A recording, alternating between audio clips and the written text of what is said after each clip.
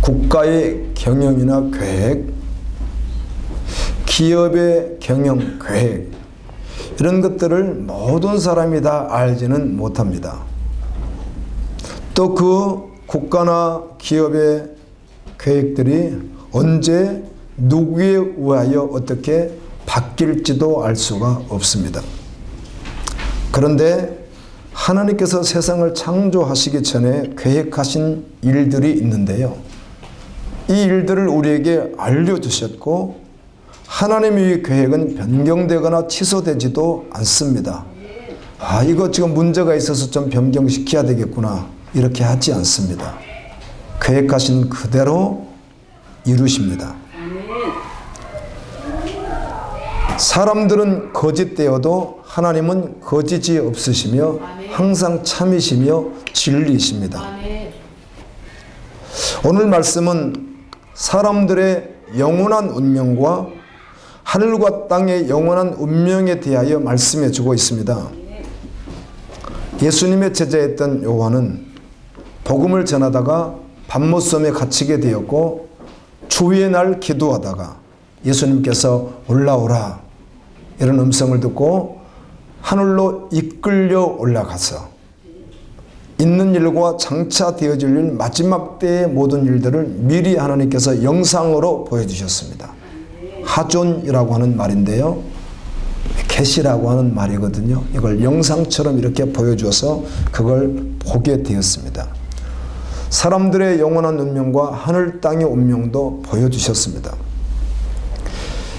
이 요한에게 보여준 말씀을 요한계시록에 기록해 두셨는데요, 우리가 깊이 연구하지 않아도 알아들을 수 있습니다. 유치원생이라도 귀만 열려 있으면 알아들을 수 있는 말씀입니다. 보았더니 천국의 흰 보좌, 즉 왕들이 앉아있는 그런 어마어마한 그런 어떤 하늘에 있는 의자가 있었는데 이게 색깔이 흰색이었다는 것이죠. 흰 보좌. 그런데 그 위에 예수님이 앉아 계십니다. 그 크기가 얼마나 큰지는 알 수 없겠고요, 그곳에 예수님이 앉아 계신 거예요. 그런데 봤더니 원래 있었던 지구 땅 있잖아요. 자신이 지금 밤못섬이라고 하는 그 우리 밤못섬 사도행전 같이 말씀 공부하는 가운데 특히 끝쪽에서 밑으로 조금 내려가면 그것이 바로 밤못섬이잖아요. 그 밑에. 그리고 이쪽으로 가면은 이제 데살로니가 쪽으로 올라가게 되는 거죠. 바로 그 지역. 땅이었거든요. 자기는 분명히 땅에 살았거든요. 그리고 하늘로 올라갔는데 그 땅이 없어진 거예요. 그리고 하늘도 없어졌습니다. 다 사라지고 없어졌습니다. 마지막 때 그런 날이 오잖아요. 우리가 보고 있는 모든 것이 다 없어지는 그 마지막 날이 옵니다. 다 없어졌습니다. 흔적도 없습니다.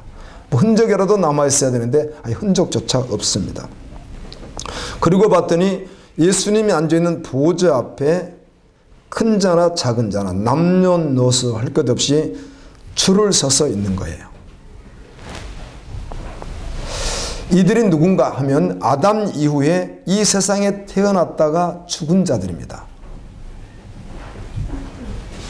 이들은 예수 믿지 않고 죽은 자들인데 질병으로 죽은 사람들도 있고 또 수명에 대해서 죽은 사람도 있고 사고로 죽은 사람도 있고 마지막 때 불심판으로 죽은 사람들도 있습니다. 그 죽은 자들이 다시 부활해서 다시 살아나서 1000년, 2000년, 3000년 전에 죽었던 사람들이 다시 살아나서 하나님을 믿지 않는 사람들이 예수님의 보좌 앞에 서 있는 거예요. 다 살아나서. 그런데 그 앞에 책들이 있는데 다니엘 12장 1절에 보면 심판의 책이라고 합니다. 그 심판의 책이 이렇게 놓여져 있고 또 무슨 책이 있습니까? 생명책도 있는 것이에요. 이 생명책은 출애굽기 32장 32절에 보게 되면 믿는 자들을 기록해 놓은 생명책입니다. 사람들의 이름이 기록이 되어 있습니다. 천국에서 영원히 살 자들의 이름이 기록된 책입니다. 이 생명책이 있고 심판하는 책이 있습니다. 다니엘서 12장 1절에 보면 역사 이래 없었던 처음이요 마지막인 환란이 있게 되는데, 심판이 있게 되는데, 그 심판 때 그 생명책에 기록되지 못한 자들은 다 죽었다가 부활해서 그 앞에 심판받기 위해 서 있는 것이고, 생명책에 기록된 자들은 다 어디로 가는 것입니까? 하나님의 나라로 간 것입니다. 예수님을 믿지 않는 자들의 행위를 다 적은 책이 있는데, 그걸 통해서 심판하는 것이죠. 어차피 믿지 않은 것이 심판이지만, 이 땅에서 살아가면서 예수 믿지 않는 자들이 지은 죄가 상상할 수 없이 많이 있겠죠. 그 죄가 낱낱이 기록된 책도 있습니다. 그걸 가지고 심판을 하게 됩니다.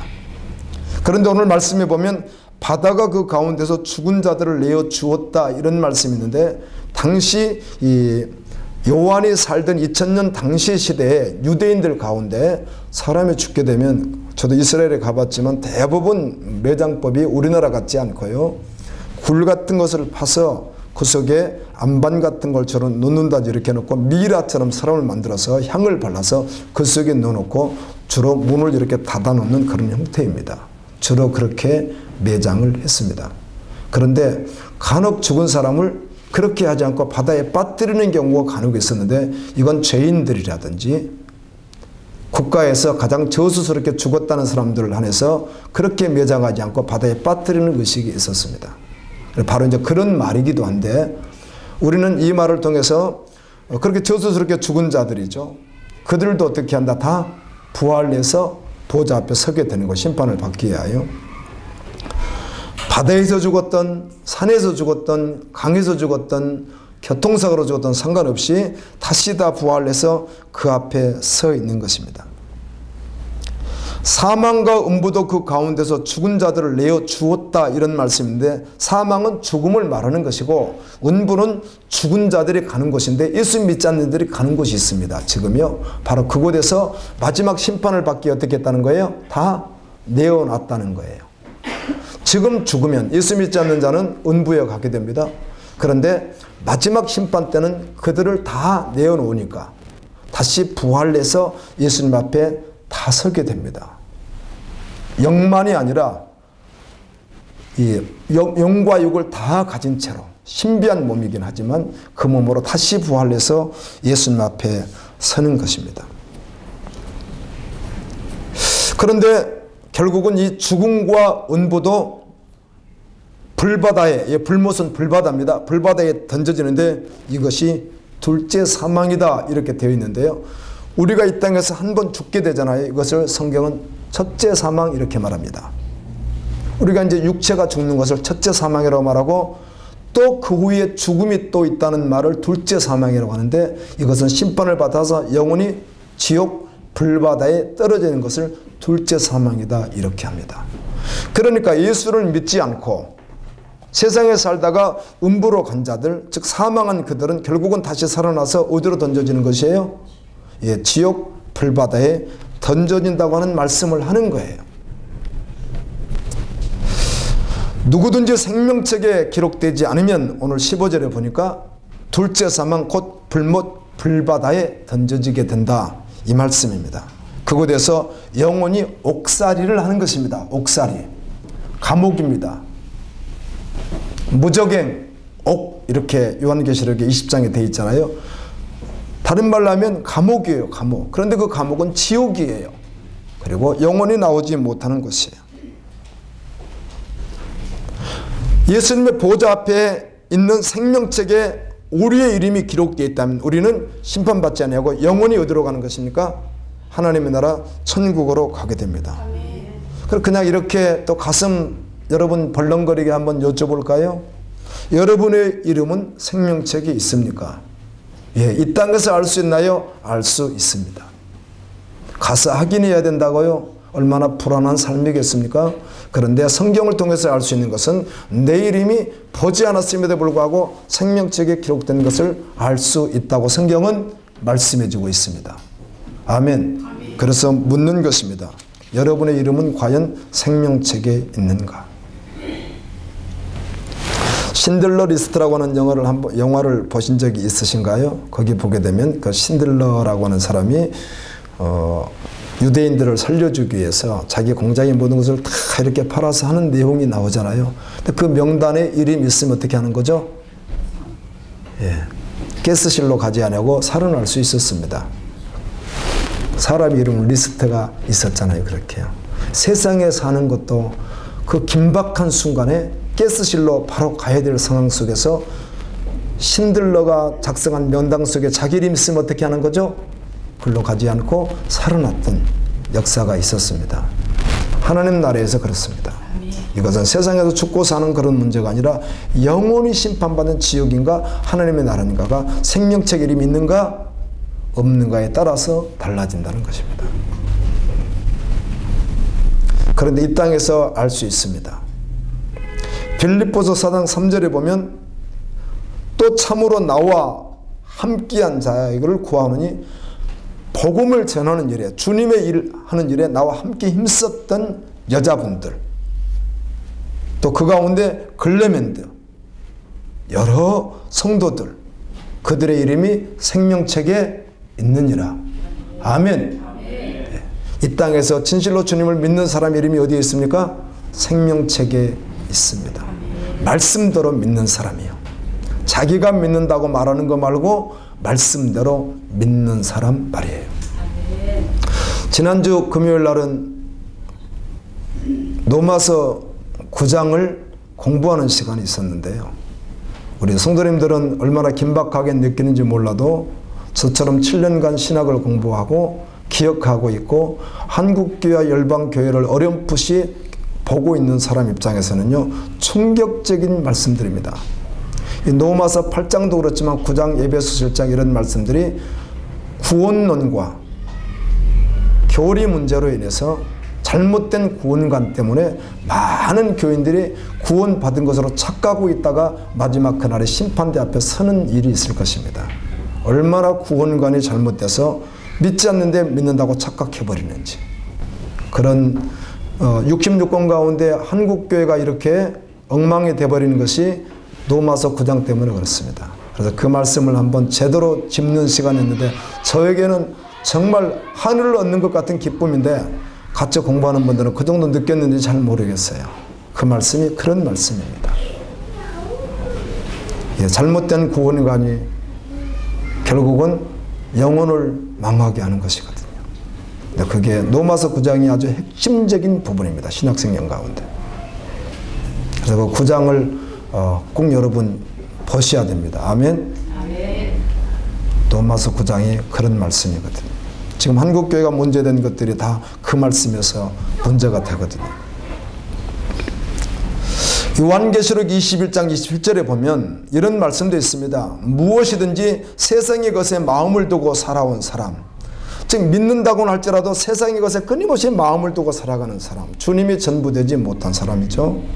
이런 사람이나 가증한 일을 하는 사람이나 우상 숭배하는 사람이나 간음하는 사람, 시기하는 사람, 질투하는 사람, 탐심, 욕심, 살인하는 사람들 또는 거짓말하는 사람은 결코 천국에 가지 못하니까 생명책 이름이 없는 것입니다. 출애굽기 32장 33절에 보면 여호와께서 모세에게 이르시되 누구든지 내게 죄를 범하면 내가 내 생명책에서 그를 지워버리리라. 이렇게 기록해 놓으셨습니다. 누가복음 10장 20절에 보면 70명의 제자들이 있었는데 그 70명의 제자들이 나가서 복음을 전하고 막 역사도 일어나고 너무 막 행복했어요. 막 나가서 복음 전하는데 많은 일들이 은혜로운 일들이 많이 있었거든요. 그래서 돌아와서 너무 기뻐서 예수님 오늘 전도하는데 너무 좋은 일이 너무 많았습니다. 막 기적도 일어나고 막 굉장합니다. 막. 그래서 그들이 흥분해가지고 기뻐서 막 주님께 말했더니 예수님이 딱 잘라서 이렇게 말씀합니다. 세상에서 가장 기뻐할 일은 그런 것들이 아니고 너의 이름이 생명책에 기록된 것이야. 수많은 기쁜 일이 있겠지 세상에서. 그러나 정말 너희가 정말 기뻐할 일이 있다면 그것은 너희 이름이 생명책에 있다는 것이야. 이렇게 주님이 모든 말을 정리해서 한마디로 해주시는 거예요. 아멘입니다. 정말 내가 내 이름이 생명책에 있다는 것이 너무 확실하다면 세상 살아갈 만합니다. 뭐 잠시 환경과 어떤 조건 때문에 정서적으로 감정적으로 어려움은 잠깐 있을 수 있을지 몰라도 그러나 이게 전부 되었고 정말 천국에 내 이름이 생명책에 있다는 것이 너무 분명하다면 그렇게 믿는다면 아멘? 살만하죠. 모든 것을 넉넉히 이겨낼 수 있습니다. 요한계시록 3장 5절에는 이기는 자는 이와 같이 흰옷을 입을 것이요 내가 그 이름을 생명책에서 반드시 흐리지 아니하고 지우지 아니하고 그 이름을 내 아버지 앞과 천사들 앞에서 시인하리라. 이긴 자들. 이 사대교회는 많은 교인들이 있었는데 대부분 죽어 있었습니다. 다시 말하면 신앙생활은 오래 했음에도 불구하고 죽어 있는 자들이에요. 그리고 심판대 앞에 설 수밖에 없는 자들이에요. 그들에게 주님은 정말 애타는 심정으로 말씀을 전해주는 것이죠. 너희들 믿음으로 회복해서 서라. 아멘. 흰옷을 입으라. 믿음의 사람이 되어라. 그러면 너희 이름이 생명책에 있다는 거예요. 아멘입니다. 예수님을 믿는다고 하면서 나 예수님 믿어요 교회 다니면서 지역적인 어떤 자기의 신상의 어떤 문제라든지 가정의 문제, 직장의 여러 가지 문제가 있으면 좀 흔들릴 수 있겠죠. 감정적으로 어려울 수 있겠죠. 마음이 많이 다운될 수 있겠죠. 그런데 잠깐 그러다 바로 돌아서서 주님께 나와야 되는데 주님께 믿음으로 온전히 다시 서야 되는데 그렇지는 못하고 신앙을 떠나거나 방황하는 사람들도 있습니다. 하늘나라에 있는 생명책에 대한 믿음이 없어서 그렇겠죠. 그렇기에 정말 믿는 사람은 내 이름이 생명책에 있다는 것이 정말 믿는 사람은 어떤 상황 속에서도 결코 예수님은 떠나지 않습니다. 떠날 수가 없죠. 주님께 더 가까이 나가게 되어 있습니다. 어려움은 어려울수록 더 주님을 찾게 되어 있습니다. 죄인들에게 정말 심판받아 지옥 불바다에 갈 수밖에 없는 죄인들에게 생명 주시기 위하여 천국에서 이 세상에 내려오신 예수님, 죄인들에게 생명 주시기 위하여 하늘에서 내려오셔서 자신의 몸을 십자가에 매달리신 예수님,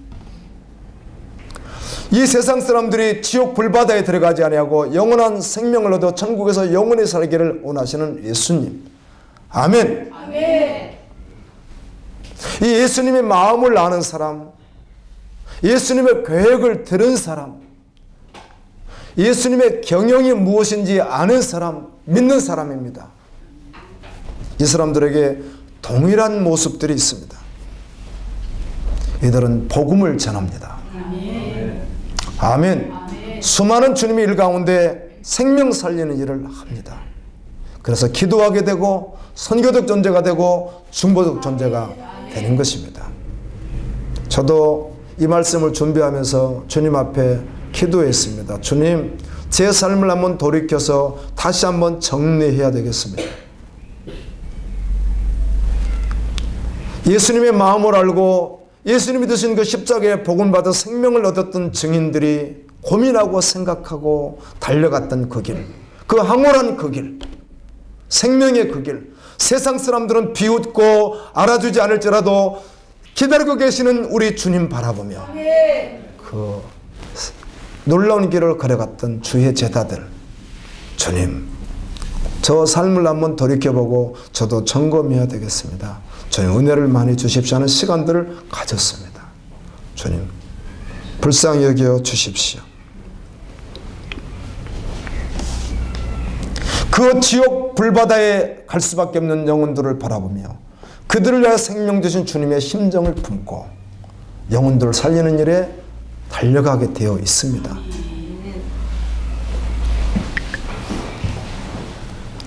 또한 이것은 먼저 믿는 우리에게 예수님이 부탁하신 것입니다. 여러분, 마태복음, 마가복음, 누간복음, 요한복음 아니겠어요? 굿뉴스, 요한겔리온, 이 세상 사람들이 대답할 가장 기쁜 소식은 예수님이시거든요. 그분이 인류를 구원하기 위하여 죄인을 구원하기 이 땅에 오셨다는 내용이거든요. 그래서 그분이 하셨던 모든 일들은 주님, 내가 누구다? 메시아이다.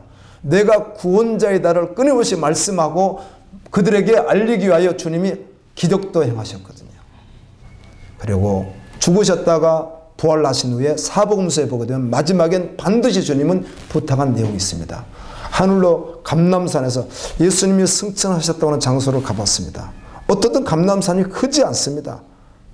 이 개족산의 10분의 1도 안 됩니다. 감람산이 아주 적습니다. 그러니 뭐 협소하죠, 감람산이.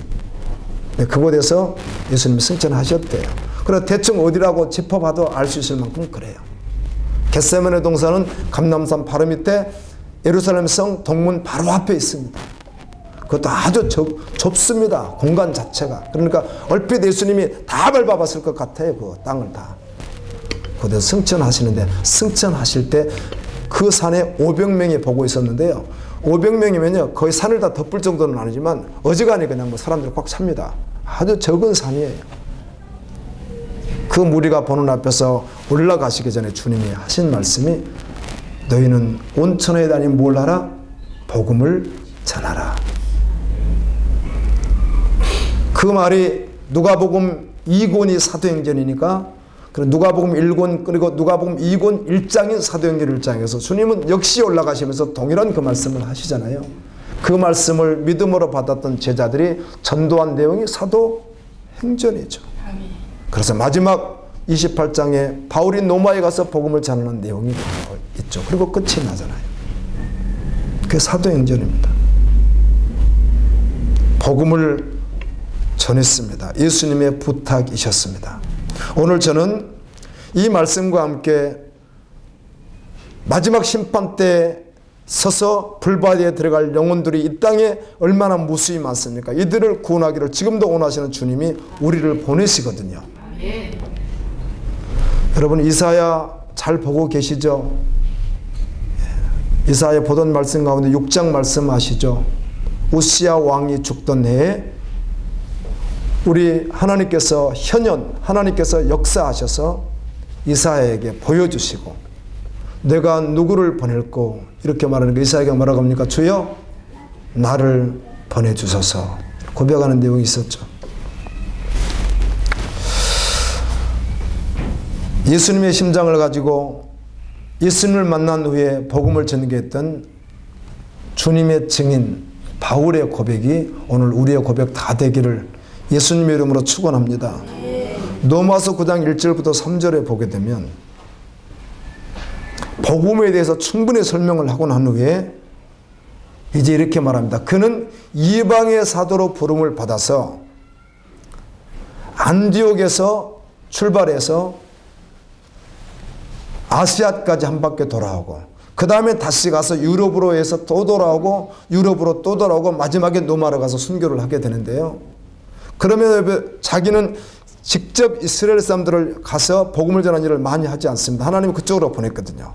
그런데 그 마음속에 항상 무엇이 있었습니까? 주님이 보낸 곳에서 복음을 전하면서도 자기 민족들의 구원에 대해서 늘 가슴에 안고 있었습니다. 이렇게 고백하죠. 로마서 9장 1절에서 보면 내가 그리스도 안에서 참말을 말하고 거짓말하는 것 아닙니다. 그냥 빈말하는 것이 아닙니다. 나의 신앙의 양심이 성령 안에서 이것을 증언합니다. 나에게 큰 슬픔이 있고 내 마음에 그치지 않는 고통이 있는데 그것은 나의 형제 곧 친척들을 위한 것입니다. 내 자신이 그리스도에게 끊어져서 산산조각이 나고 조각조각 나서 하나님께 드려지는 것 같은 삶이 될지라도 내가 원하는 바가 있다면 내 민족이 내 친족이 구원받는 것입니다. 이건 정말 참말입니다. 제가 빈말로 하는 것 아닙니다. 내가 이것 때문에 근심하고 큰 근심과 아직도 마음속에 이 고통을 가지고 있습니다. 하나님의 나라를 위한 영혼을 위한 근심을 내가 가지고 있는데 이것은 성령님이 증언하고 있습니다. 이렇게 바울이 고백하는데요. 금요일날 이건 후에 이제 교리적인 말씀을 다루기 전에 이 말씀을 보다가 참 감동이 많이 되더라고요.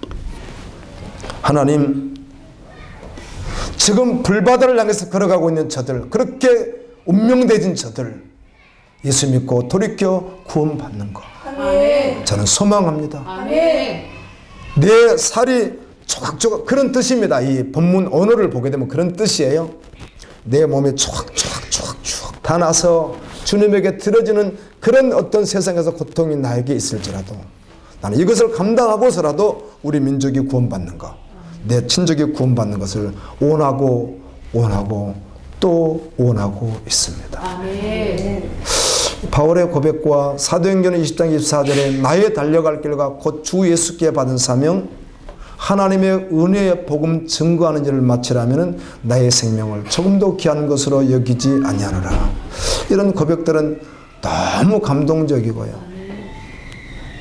정말 숙연하게 만들고 하늘에 잡혀서 주님의 심장을 품고 그 불바다에 빠져 들어갈 영혼들을 위해서 주님이 이 땅에 오신 것과 같은 심정으로 복음을 전했던 증인의 그 고백과 모습이 정말 황홀한 거예요.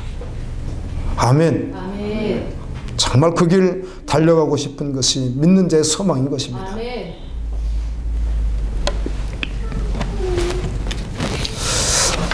저는 이렇게 말씀을 드리면서 오늘 특별하게 제가 평소에 하지 않던 모습으로 말씀을 전하면서 예화를 들고 싶은데요. 제가 이렇게 해본 적은 없는데 그렇게 하고 싶었습니다. 그래서 네 사람을 증인을 그 간증을 제가 대신 이렇게 하면서 또 한 번 은혜를 받고 싶은 생각이 있어서 네 사람을 예화로 들어봤습니다. 이렇게 처음 시도하는데 은혜가 되었어요. 페닉이라고 하는 사람은 캐나다에서 출생한 사람입니다. 우리나라 구한 말입니다. 1898년 뭐 이런 경이거든요. 26세에 어떤 사업을 좀 하다가 이 사업을 중단하고 어떤 소정의 이런 훈련을 다 마치고 난 후에 한국으로 선교사로 오게 됩니다. 근데 오기 전에 자신이 좀 부족하다고 망설이고 있었는데 파송해주는 그 증인이 이런 말을 해주게 됩니다. 사막에서 목이 말라 죽어가는 사람에게 예쁜 유리컵에 물을 담아주는 것은 귀합니다. 그러나 다 찌그러진 양푼에다 물을 담아주어도 그는 감격하고 그걸 받아 마시고 생명을 보존하게 될 것입니다. 사막에 죽어가는 사람에게 물이 필요할 때 예쁜 그릇이 아니라도 괜찮습니다. 찌그러진 그릇이라도 상관없습니다. 물만 담겨져 있었다면. 아멘. 아멘. 그것이 복음이 아니겠습니까? 아멘. 배우의 영화를 보면 주인공이 이렇게 포승줄에 묶여서 잡혀서 이제 끌려가다가 사막 같은 그런 지역을 가게 되잖아요. 목이 타서 특별히 변호를 그렇게 고통스럽게 해요. 간수들이. 그래서 얼굴은 백지처럼 허해지다가 말고 노래지고 목은 다 타들어가는 불이 막 일어나는 것 같은 그런 고통 속에 있는데 우물을 만나게 돼요. 그런데 다른 사람들은 주는데 변호는 주지 않습니다. 물을. 거의 끝장나는 순간에 허연 옷 입은 어떤 분이 앞은 보이지 않고 뒷모습만 보이면서 물을 어떻게 하죠? 퍼서 베네에게 먹이니까 베네가 벌컥벌컥 마시지 않습니까? 그 영화 감독이 뭘 원했겠어요? 목마른 인생들, 아멘. 영원히 죽을 수밖에 없는 인생들에게 생명의 생수를 주시는 분이 누구이다? 예수 그리스도이다. 이걸 이제 그 변호형에서 드러내는 거거든요. 우리 주님은 우리에게 영원한 생명을 공급하시는 분입니다. 값없이 사서 먹으라. 믿음으로 먹으라. 주님이 그렇게 말씀합니다. 한국에서 10년을 이분이 선교하셨는데 어머니가 이독하다는 전보를 받고 캐나다로 갔습니다. 그때 그의 어머니는 그의 아들의 손을 움켜잡고 이렇게 말해주는 거예요. 페니가 괜찮아 아들아. 예수님이 다시 오신다. 그날이 오면 우리 함께 만나서 영원히 작별하지 않고 영원히 하늘나라에서 살게 될 거야. 이렇게 하고 손을 놓고 어머니가 운명하셨어요. 베닉은 다시 한국에 돌아와서 선교사역을 하다가 세상을 떠나게 됩니다. 미국에서 태어날 사무엘 무어라고 하는 분은 목사님의 아들이었는데요. 신학교를 졸업하고 32세에 한국에 선교사로 오게 됩니다. 500년 동안 백정이라고 하는 직업 때문에 한국에서 아주 천대 중에 가장 천대를 받던 그 백정들을 상대로 복음을 전하기 시작했는데요. 그러던 중에 한국에 장티푸스가 유행을 하는 거예요. 장티푸스 걸리면 그냥 죽는 것인데요. 다 말렸어요. 선교사님, 장티푸스 환자들에게 복음 전하러 들어가는 거, 헌신하는 건 그냥 바로 옮기게 됩니다. 다 말렸음에도 불구하고 그분이 내가 그것을 두려워한다면 주님의 종이라고 할 수가 없지 않겠습니까? 그리고는 그렇게 꺼리는 데 가서 장티푸스 환자들을 돌보고 복음을 전하다가 결국은 전염되어서 얼마 되지 않아서 세상을 떠나게 됩니다. 하늘나라 간 것이죠. 누비 캔드릭이라고 하는 여자분이신데요. 미국 텍사스에서 출생했습니다. 25세에 한국에 선교사로 파송되었는데 26세에 순교를 합니다. 1년 만에 순교를 하시는데요. 순교 전에 미국 부모에게 있어서 오늘 우리가 읽을 수 있습니다. 그분이 부모님에게 보낸 편지를 부모님이 버리지 않고 가지고 있다가 선교단체에 기부한 것 때문에 우리가 알게 되는데요. 이분이 1년 동안 사역을 하고 26살에 한국에서 순교를 당하게 됩니다. 관과에 끌려가서 사형을 이렇게 받게 되는데요. 이런 편지를 보냅니다. 아버지, 어머니, 저는 아름다운 땅 한국에서 예수님의 사랑을 전하고 있습니다. 복음을 듣기에 20km나 되는 곳에서 어린이들이 맨발로 예수님의 사랑을 기다리며 달려오는 것을 볼 때마다 저는 감격하고 주님의 은혜에 감동하고 있습니다.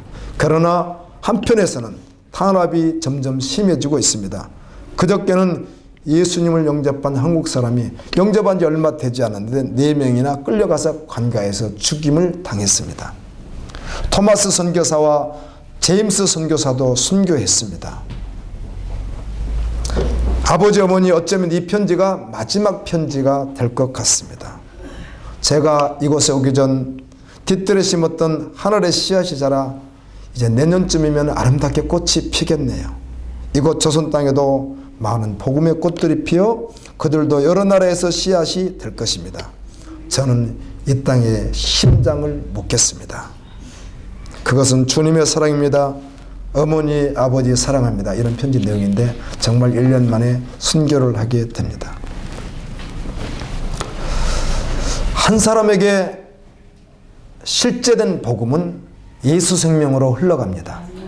아멘. 한 사람에게 예수 생명이 들어오면 생명이 흘러가거든요. 교회는, 성도는 이런 생명이 있습니다. 생명이 흘러갑니다. 주님 오시는 그날까지 불바다에 빠져서 영원히 고통받을 수밖에 없는 운명으로 사는 가족, 일가, 친척, 이웃, 열방에 복음을 전하는 순종의 걸음을 걸어갑니다. 바울은 이 순종의 걸음 때문에 큰 근심과 정말 억누르는 고통이 있는데 내 몸이 갈기갈기 찢어져서 하나님께 드려지는 헌신이 있을지라도 내가 그렇게 해서라도 영혼들이 구원받는다면 주님, 저는 그 길을 택하겠습니다.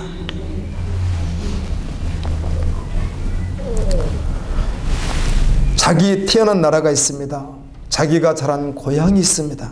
그런데 이것을 다 뒤로하고 이국만리 한국까지 와서 복음을 전했던 선교사님들은 많이 있었습니다. 우리가 한동안 이랜드에서 나눈 옷 보면은 언더우드, 헌트, 스코필드 그런 옷 이름이 있었습니다. 옛날에 우리 한국에 들어왔던 선교사님들의 이름들이거든요. 이렇게 선교사님을 통하여 복음을 받아들였던 한국의 또 다음 세대들 가운데 믿음으로 걸어갔던 분들이 많이 계시는데 그 가운데 한 분만 같이 한번 또 나누고 싶습니다. 문중경 전도사님이라고 하는 여자분이신데요. 17세의 어린 나이로 시집을 갑니다. 전라도 꼴짝꼴짝으로 시집을 갔습니다. 그런데 이 결혼을 한 그 남편은 자기 말고 다른 여자가 이미 있는 거예요. 그럼 뭐 결혼을 하지 말지.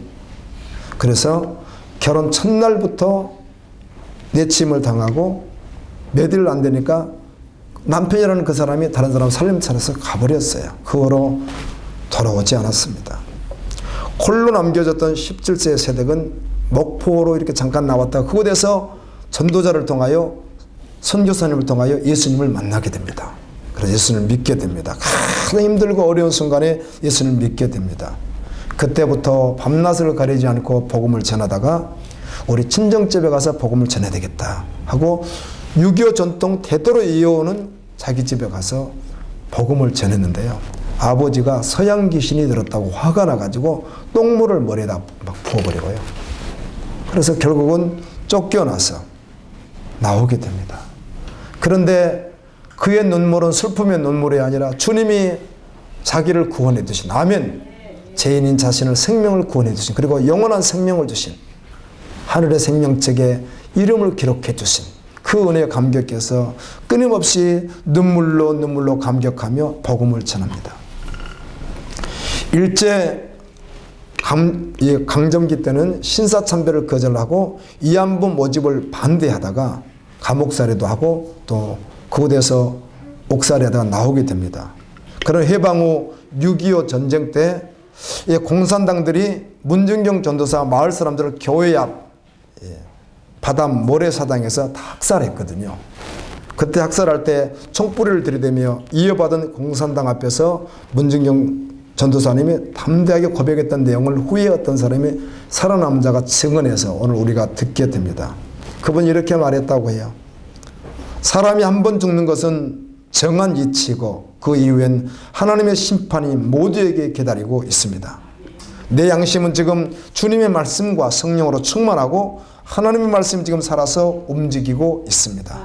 그러니 오히려 두려워해야 될 사람은 내가 아니라 바로 당신들입니다. 여기서 죽는 내가 두려울 것이 저는 없습니다.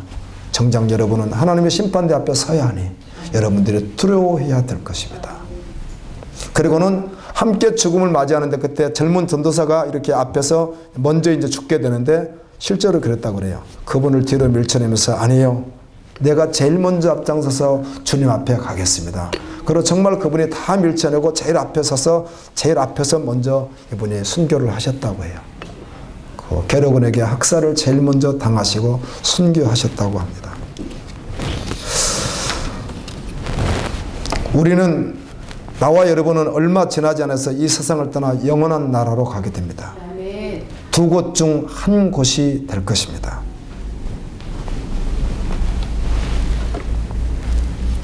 믿음의 사람의 이름은 생명책에 기록이 되어 있습니다.